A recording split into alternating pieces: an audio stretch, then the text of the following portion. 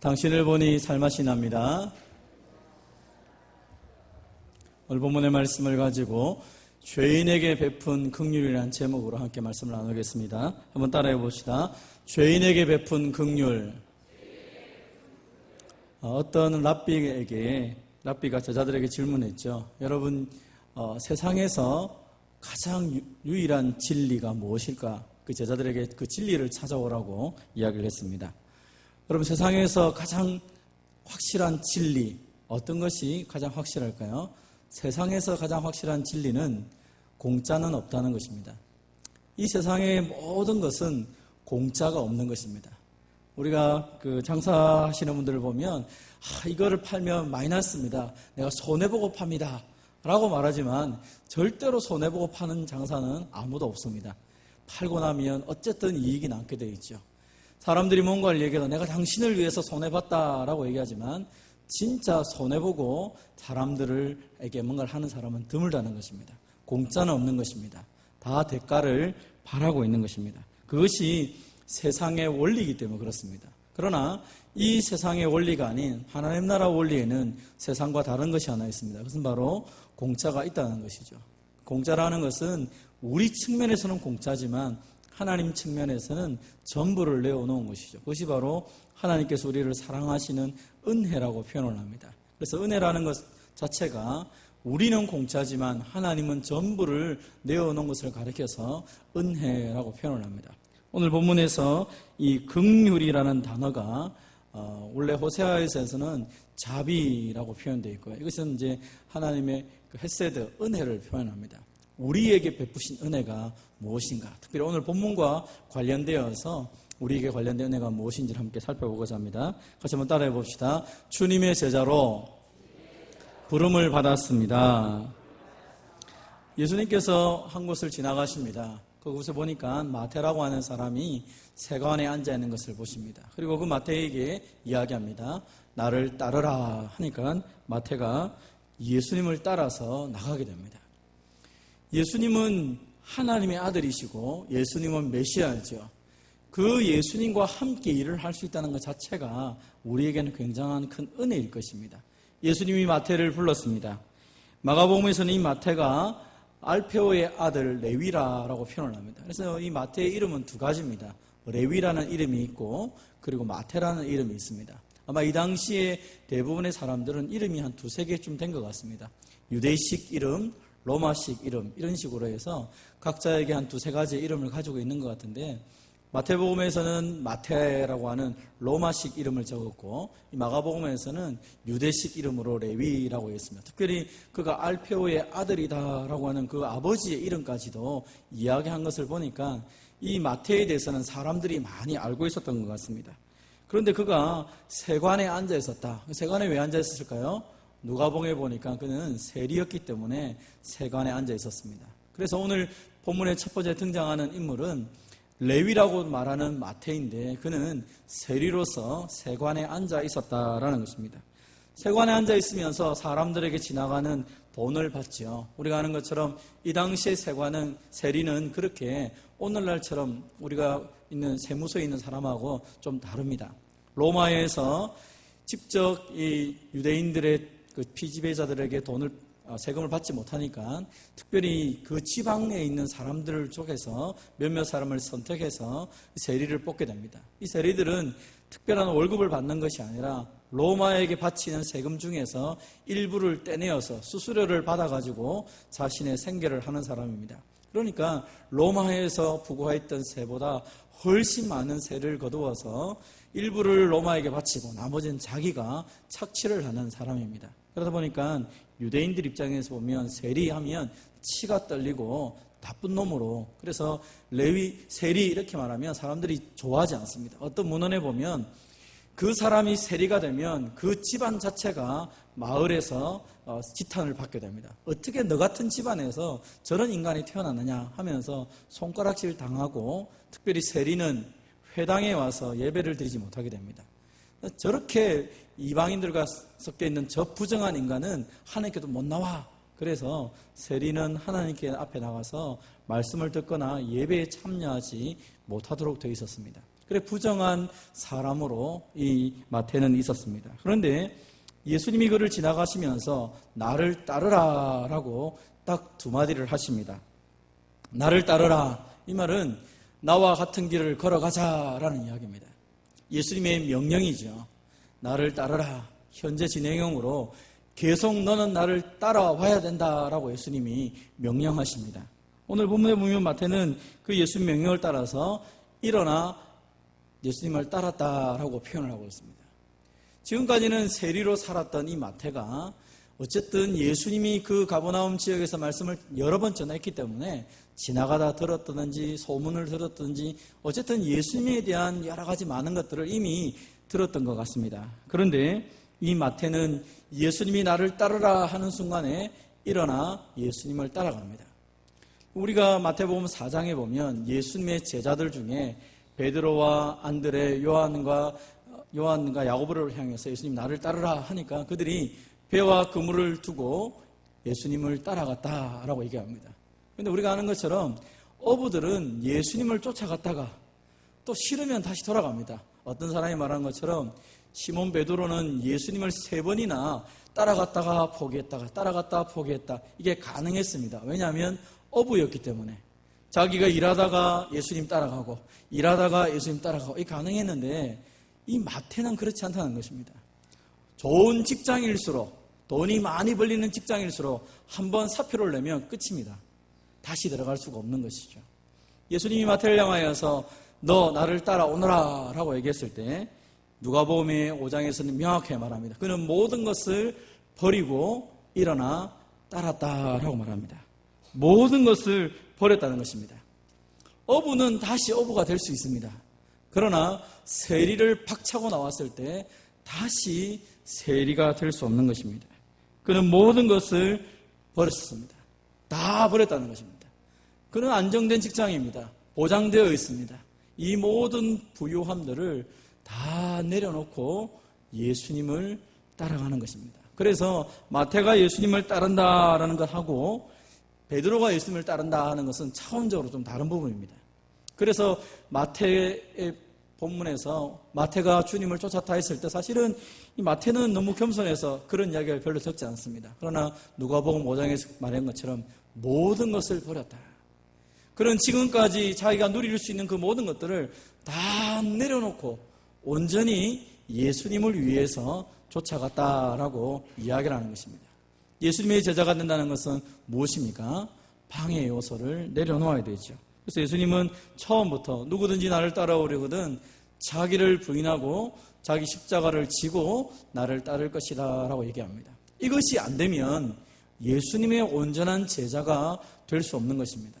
오늘날 우리의 신앙생활을 하면서 우리가 나를 부르신 예수님이 누구인지에 대한 명확한 인식이 없기 때문에 주님을 따른다, 내가 예수님을 믿는다라는 게 뭔지를 모르니까 아이고 조금만 기분 안 좋으면 나 주님 믿지 않을 겁니다. 나는 뭐 예수님 상관없는 삶 살겠습니다. 이런 식으로 얘기를 하는 것입니다.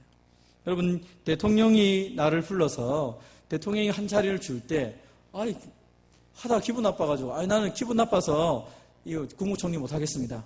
이렇게 말하면 모든 사람이 뭐라고 말하겠습니까? 이상한 것입니다. 나는 기분 나빠서 국방장관 못하겠어요. 그렇게 할 수 있는 것이 아니라는 것입니다. 대통령이 불러도 그 자리가 얼마나 귀중한 줄 알기에 그 자신을 부르신 그 대통령이 누군지 알기 때문에 함부로 할 수 없는 것이죠. 우리가 믿는 하나님은 대통령하고도 비교도 하지 않습니다. 5년 동안 딱 한 번 하는 대통령이 아니라 우리의 태어나기 전부터 우리가 살아가는 것, 죽음 이후까지도 주님이 되시고 왕이 되시는 그 하나님이 나를 부르시고 나를 따라오너라 라고 말을 했다는 것 자체가 얼마나 영광스러운 모습인지 모릅니다. 자격이 있는 사람이면 내가 좀 공부를 해서 박사학위가 좀 몇 개 되니까 하나님 나를 따라오겠구나 그렇게 말할 수 있을 것입니다. 그러나 그 자격도 하나님의 일하기에는 부족하다는 것입니다. 하나님이 우리에게 원하시는 것, 예수님의 제자로 살아갈 때 우리에게 가장 필요한 게 뭡니까? 주님 우리에게 학위를 요구한 것도 아닙니다. 우리에게 돈을 요구한 것도 아닙니다. 우리에게 세상적인 다른 지식들을 요구한 것도 아닙니다. 무엇을 요구합니까?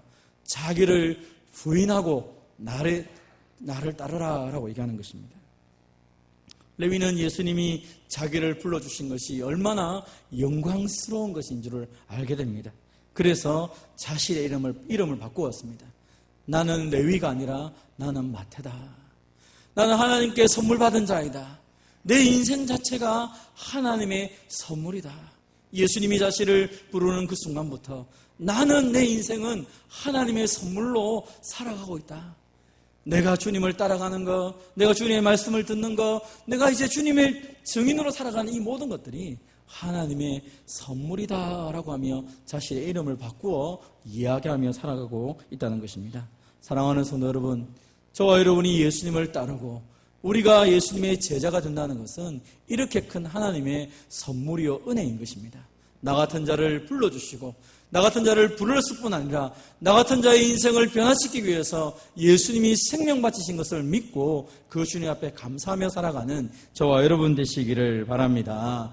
우리를 불러주시고 우리를 주님의 제자로 삼으시는 그 예수님은 또 우리가 주님의 자비의 도구로 쓰임받기를 원합니다. 한번 따라해 봅시다. 주님의 자비의 도구로 쓰임받습니다.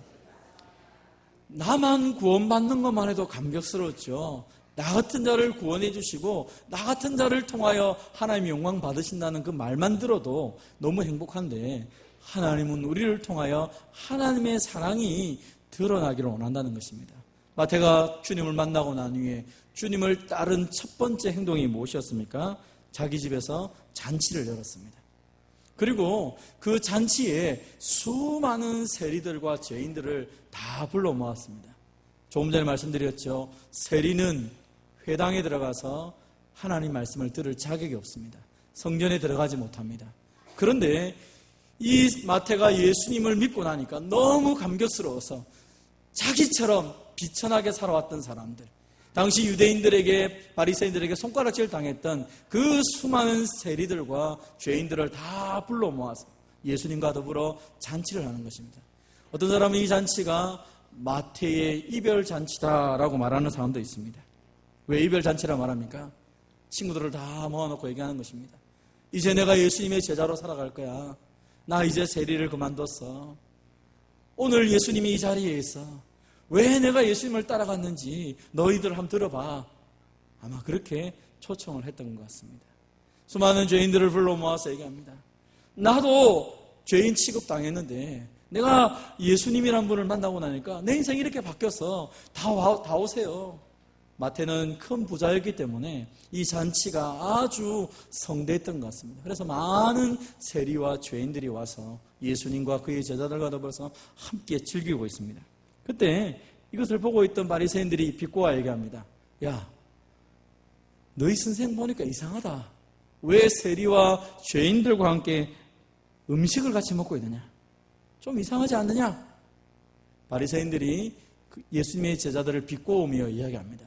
왜 그러냐면 우리도 사실은 누군가 식사를 한다라고 하면 자기하고 마음이 맞거나 좋은 사람하고 식사를 합니다. 그러나 유대인들에게 있어서 식사는 그것보다 좀 더 차원이 다릅니다.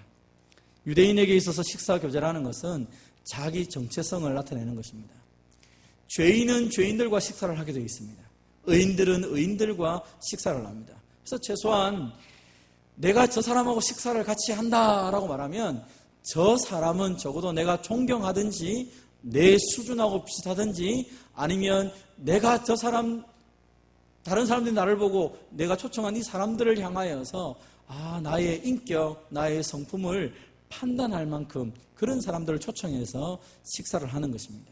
그래서 유대인들은 결코 이방인들과 식사하지 않습니다. 왜냐하면 이방인들은 다 죄인이라고 생각하기 때문입니다. 그런데 예수님이 죄인들을 불러 모아서 식사를 하고 있는 것입니다. 마태는 이 부분에 있어서 너무 감격스러웠던 것입니다. 나는 오늘로서 세리가 끝난다. 나는 이제 세리가 아니라 예수님의 제자야, 예수님의 제자.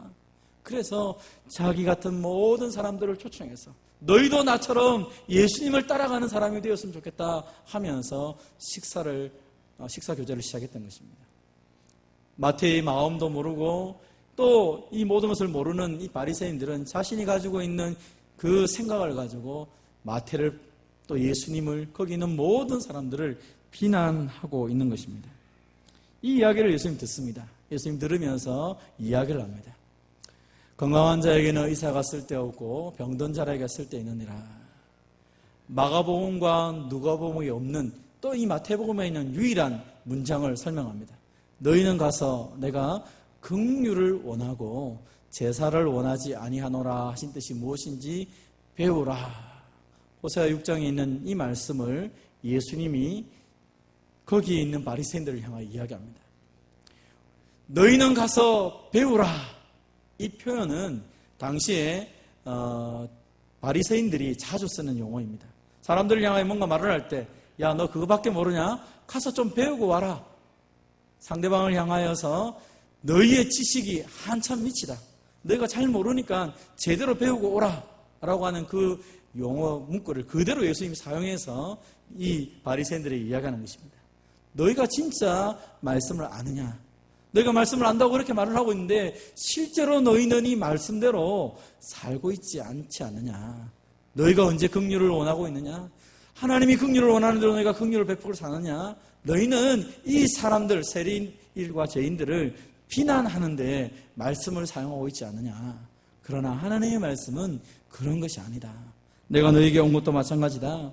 나는 의인을 부르러 온 것이 아니라 죄인을 부르러 왔다. 너희가 나는 다 안다고 말하고 나는 바리새인이고 나는 구별된 사람이라고 말하지만 너희가 진짜 하나님의 말씀을 잘 모르는 것이다. 너희가 의인이라고 말했기 때문에 너희에게는 변화가 없다. 그러나 이 사람들은 누구냐? 자신들이 세리인지도 알고 자신들이 죄인인지도 안다. 내가 무엇이 부족한지 나에게 무엇이 필요한지를 정확하게 아는 이 사람들에게 하나님의 치유가 나타나고 하나님의 회복이 나타나고 은혜가 나타난다라고 말을 하는 것입니다. 호세아 6장에 뭐라 되어 있습니까? 나는 인애를 원하고 제사를 원하지 아니하며 번제보다 하나님을 아는 것을 원한다라고 말합니다. 무엇입니까? 당시에 이 호세아 시대 때 이 패역한 사람들이 종교적으로 형식적으로 사람들 앞에 나가서 뭔가를 많이 하려고 합니다. 그러나 정말 하나님의 말씀을 쫓아서 하나님과 이웃을 사랑하지 않는 것입니다. 말씀을 따라 하나님을 아는 것이 아니라 그들의 의식을 통하여서 자신이 다 했다고 종교생활에 만족하며 우상숭배를 하며 살았습니다. 그래서 주님이 그것 아니다. 진짜 하나님이 원하는 것은 너희가 하나님의 마음을 알고 그리고 그 하나님의 마음을 따라서 온전히 형제와 자매를 사랑하는 것이다. 온전한 하나님 앞에서 예배적인 삶을 살아라라고 말을 하는 것이죠. 그래서 예수님은 오늘 이 식탁을 하나님의 자비를 나타내는 식탁으로 바꾸신 것입니다. 마태의 그 마음을 그대로 받아서 주님은 그 죄인들과 더불어 먹고 마시면서 하나님의 나라는 죄인이라고 못 들어오는 것이 아니라 하나님의 나라는 스스로 내가 연약하고 부족하다는 것을 아는 사람이라면 누구든지 들어올 수 있다. 그러나 나는 괜찮습니다. 나는 다 압니다. 내가 대단합니다라고 생각하는 의인들은 들어오고 싶어도 못 들어온다는 것입니다. 왜요? 하나님이 열어놓으신 잔치는 죄인들을 위한 것이고 그곳에는 병든 자를 위한 것이었습니다. 나의 연약함, 나의 부족함, 주님의 은혜가 필요한 사람들이 이곳에서 먹고 마시고 즐김을 통하여 회복을 누리게 되는 것이죠. 주님이 부르십니다. 자신의 연약함을 아는 사람들은 그 부르심의 가치가 얼마나 큰지를 알기 때문에 기쁨으로 주님 앞에 나아갑니다. 그러나 내가 좀 대단하다고 생각하는 사람들은 주님의 부르심에 응답하지 않습니다.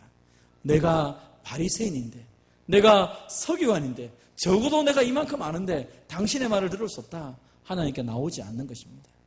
주님은 오늘도 우리를 통하여 하나님의 은혜의 잔치에 많은 사람들을 부르고 있다는 것입니다. 사랑하는 성도 여러분, 예수님은 이 어려운 자를 찾아 구원하기 위해 오신 분입니다. 그리고 그 일들을 교회에게, 예수를 믿고 있는 예수님의 제자들에게 이 사명을 맡겨주셨습니다. 우리는 어떤 사람입니까? 하나님께 받았던 그 자비를 나타내는 사람들입니다. 여러분, 우리는 지금 죽어도 천국 갑니다. 그런데 왜 주님은 우리에게 생명을 연장시켜 주셔서 이 땅에 살게 합니까? 하나님의 자비를 드러냄을 통하여서 그 잃어버리고 스스로 하나님의 은혜를 구하지만 알지 못하는 자들에게 하나님의 자비의 잔치, 이 만찬을 열어서 그들을 하나님의 자비에 들어와서 하나님의 은혜를 누리도록 우리를 하나님의 도구로 사용하고 있다는 것입니다. 그래서 저와 여러분의 말이나 행동이나 하나님이 우리에게 주신 그 모든 것을 동원하여서 아직도 하나님을 알지 못하고 스스로 의인인 줄 착각하며 살아가는 그 사람들에게 그것이 아니라 우리에게 진짜 구원자가 필요하고 우리에게 예수님이 필요하다는 사실을 알물 통하여 하나님의 자비를 맛보게 하는 그 역할을 저와 여러분에게 맡기셨다라고 말하고 있습니다. 고린도후서에서는 그것을 가르쳐서 우리에게 하나님께서 그 화평의 직분을 주셨다. 그래서 화목케 하는 이 직분을 주셨기 때문에 우리가 예수의 이름을 가지고 나아가 하나님을 알지 못하는 자들에게 하나님과 손을 맞잡게 해주는 그 역할을 우리에게 맡기셨다라고 말하는 것입니다. 왕 같은 제사장도 마찬가지 아닙니까? 제사장 역할이 뭐라 그랬습니까? 하나님과 백성을 만나게 해주고 그곳에서 하나님의 참된 치유와 회복을 맛보게 하는 역할이라고 했습니다. 바로 예수님의 제자들, 예수님을 나의 구주로 믿는 저와 여러분에게 주신 하나님의 특별한 은혜요, 특별한 하나님의 선물이라는 것입니다. 오늘도 저와 여러분이 하나님의 선물로 그리스도의 자비를 나타내서 아직도 하나님을 알지 못하고 스스로 교만하게 있는 사람들에게 하나님의 사랑을 비춰줌을 통하여 그들이 자신의 연약함을 고백하고 주님께 돌아오도록 쓰임받는 귀한 일꾼이 되기를 주님의 이름으로 축원드립니다. 시험 같이 한번 기도하기를 원합니다.